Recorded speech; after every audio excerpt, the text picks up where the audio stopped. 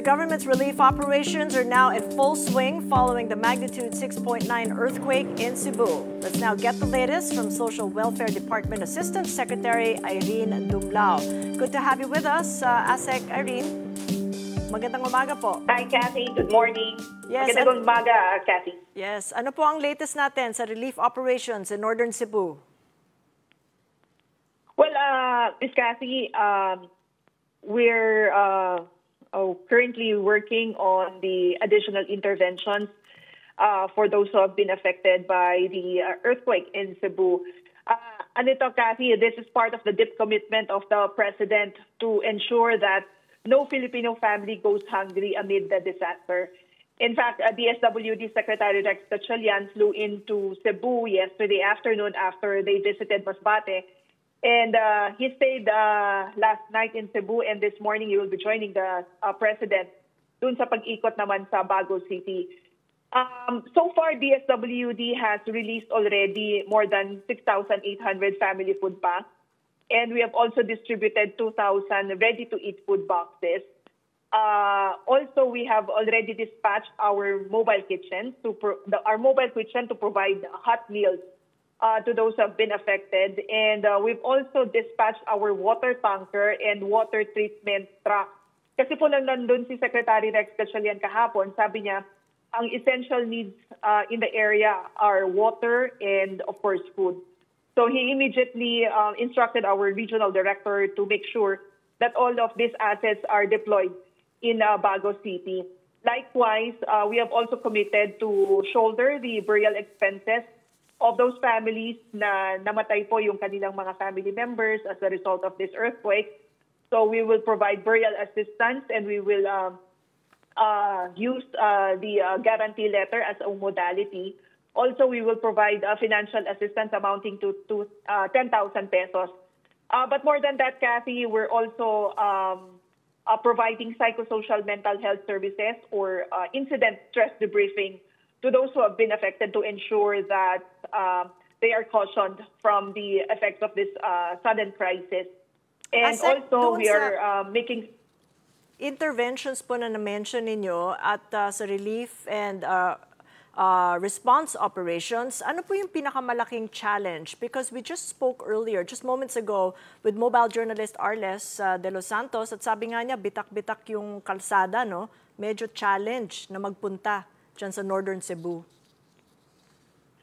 Well, actually, Kathy, kahapon nagpunta naman po yung ating regional director at ang ating undersecretary for disaster response management group. And so far, did they not encounter any challenges doon sa pagpunta sa lugar at pagdala nga ng mga goods.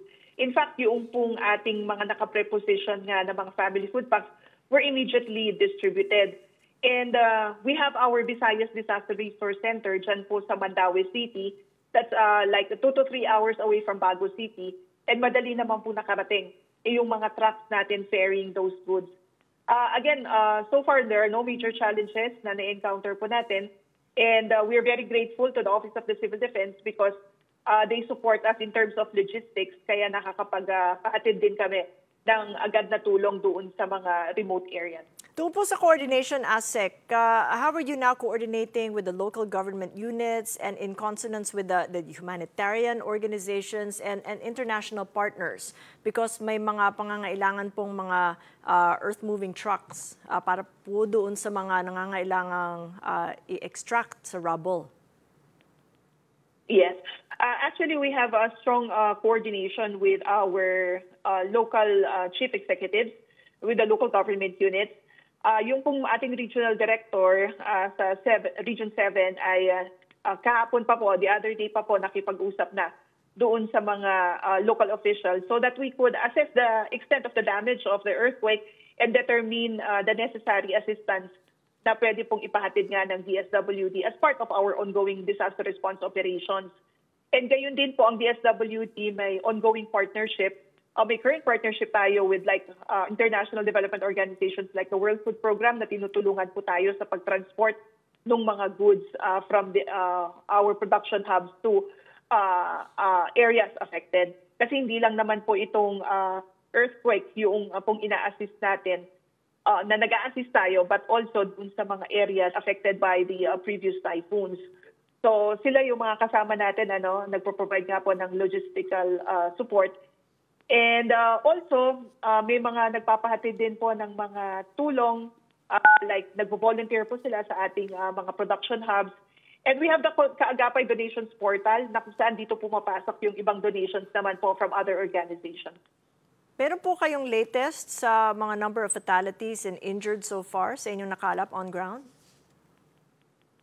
Wala. Based on our 6 a.m. monitoring, 53 barangays are affected, 47,200 families or an equivalent of more than 170,000 individuals po yung affected. Yesterday, ang nai-report sa atin ay 55 yung fatalities, but I understand this number has already increased to more than 60.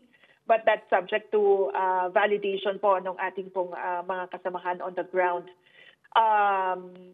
Continuous naman po yung ginagawa na monitoring ng ating pong Field Office 5. And actually, we expect these numbers to increase as other reports are still being generated and will be submitted to the department for consolidation this afternoon.